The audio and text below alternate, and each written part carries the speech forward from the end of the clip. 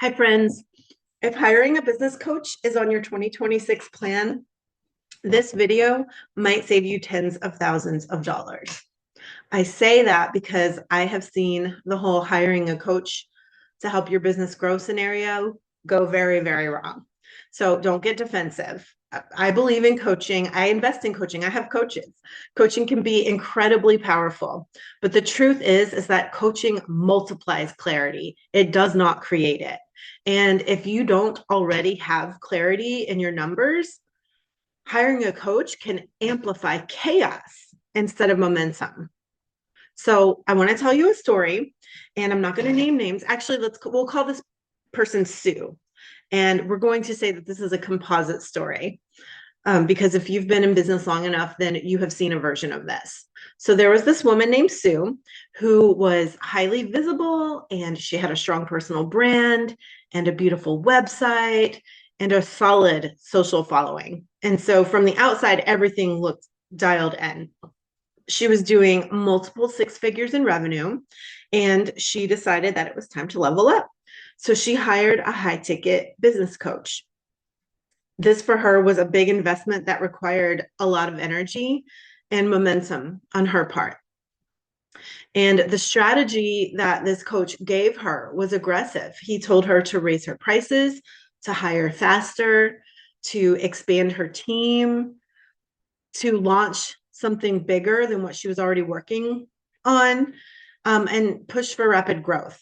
And she did, and her revenue increased, and her launches were bigger, and her brand got louder, and her team grew. And so from the outside, it truly did look like success, but behind the scenes, something else was happening. Her profit margins were thinner than she knew because her expenses were climbing faster than she realized.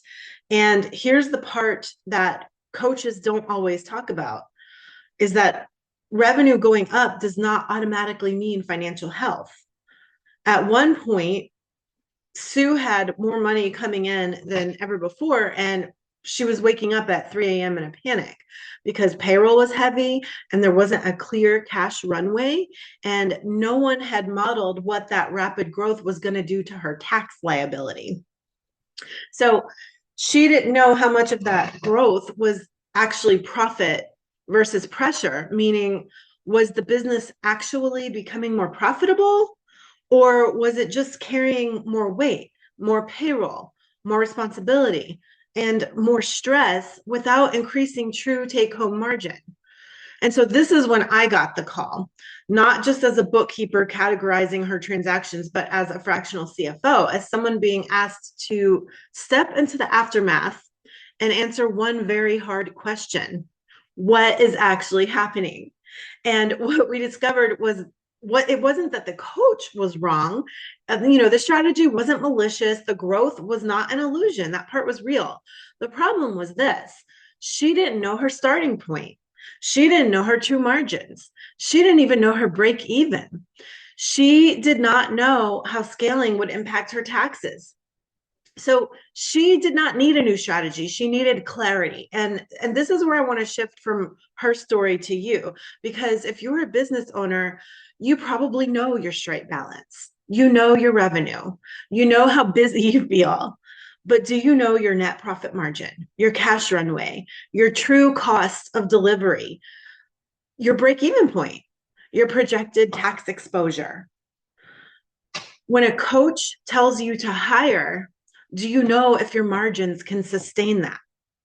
When a coach tells you to raise your prices, do you know whether that solves a margin issue or a volume issue? When someone tells you to scale, do you know what scaling will do to your overhead? Because when you don't know these answers, growth can quietly turn into stress. And that stress, that's where your mindset comes in, because what often happens next isn't more clarity, it's avoidance, it's anxiety, shame. It's telling yourself, I must not be cut out for this. Avoiding your numbers, it's rarely about math. It's about fear and identity. It's about not wanting to look at something that feels uncomfortable. It's about the story, well, I'm not a numbers person. But what I've seen over and over again is that clarity is calming, even when the numbers aren't perfect, even when there's cleanup to do, even when the answer is, okay, we need to adjust. Clarity gives you ground to stand on. And coaching works beautifully when you are standing on solid ground. The most successful coaching relationships I have witnessed and been a part of had a couple things in common: clean books, clean reporting, clean visibility, tax awareness. And when that foundation exists, coaching then becomes acceleration and not rescue. So if coaching is on your 2026 vision board, I am not here to tell you not to do it. I'm here to tell you to do it wisely. Start with your numbers. Understand your true profit. Know your margins. Forecast your tax liability. Look at your cash flow honestly. Because when you walk into a coaching relationship already grounded in your data, you can make bold moves from strategy, not from adrenaline. And if you don't know where to begin with that, that's exactly why I offer diagnostic reviews. A diagnostic is not shame-based. It's not judgment. It's not, well, your books are a mess. It's simply, okay, where are you? What's working? What needs attention? What's sustainable? What isn't? Because clarity first, then momentum, then scale.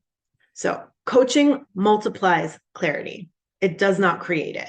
And if you remember nothing else from this video, remember that. And if this resonated and coaching is part of your next chapter, I would love to help you get grounded before you take that leap, because you deserve growth that feels expansive, not frantic. Okay, that's what I had to say today. And if this helps even one person avoid a 3 a.m. panic spiral, then it was worth recording. Okay, I'll see you in the next one. Bye.